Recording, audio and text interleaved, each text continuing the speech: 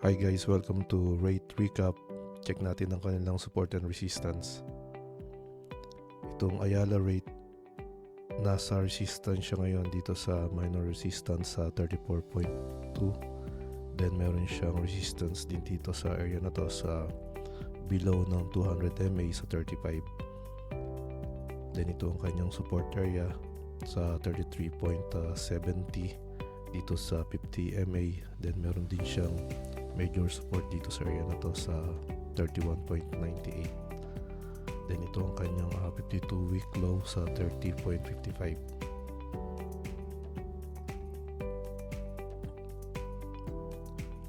Ito namang Citicore uptrend ang kanyang rate. Nasa resistance siya ngayon dito sa 2.53. Then ito yung kanyang 52-week high sa 2.59. Ito namang Megaworld. Ito ngayon ang kanyang resistance area sa 14.78. Then meron siyang minor support dito sa 14.56 dito sa 50 MA. Then above siya lahat ng MAs. Then kung mapapansin nyo, nagte-trade siya sa 20 pero nag-overshoot siya. So ito yung pinaka magandang trade na itong 50 MA. Then meron siyang support din dito, major support niya dito sa area na 13.89.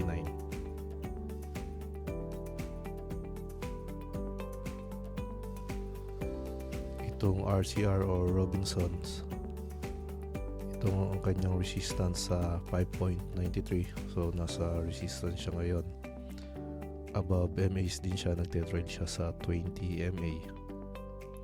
Then meron siyang support dito sa area na to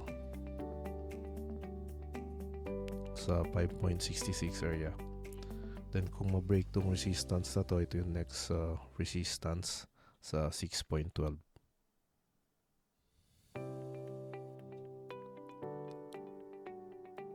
DDMPR ngayon, downtrend ang kanyang candle or chart. Nasa support siya na 1.28. Below siya ng mga MAs. Then mababa rin ang kanyang RSI, nasa below 40.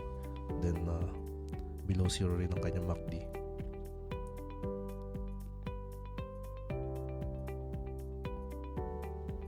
Ito naman na Fininvest, downtrend din ang kanyang chart. Then ito yung kanyang support sa 5.12.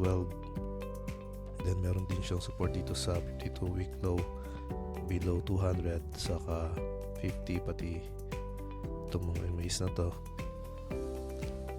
Then ang kanyang MACD below 0, then below 40 rin ang kanyang RSI. Ito namang PREIT or Premier Island, nasa support siya na 1.49. Then meron din siyang support dito sa 1.46.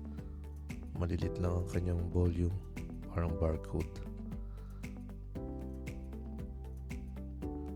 Vista, ito yung kanyang resistance sa 1.60.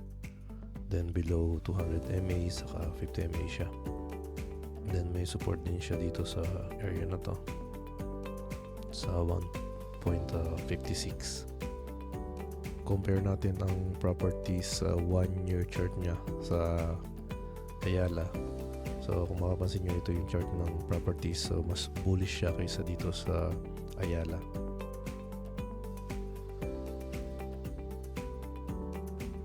Then ito namang Citicore, mas bullish ang chart ng Citicore kaysa sa properties.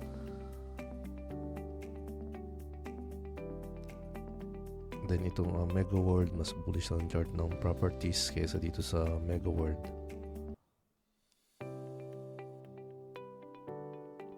Ito namang Robinson, mas bullish ang properties kaysa dito sa Robinson.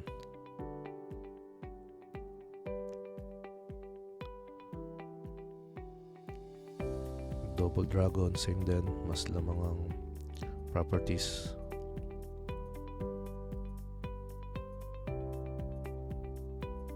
Then Fininvest, sobrang baba siya ang difference niya ng chart ng properties, yung percentage.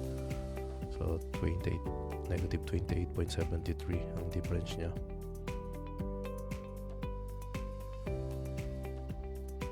Then Premier Land, so almost same siya ng sa properties. So mas above pa yung Premier Land kaysa dito sa properties. So mas bullish pa tong Premier Land.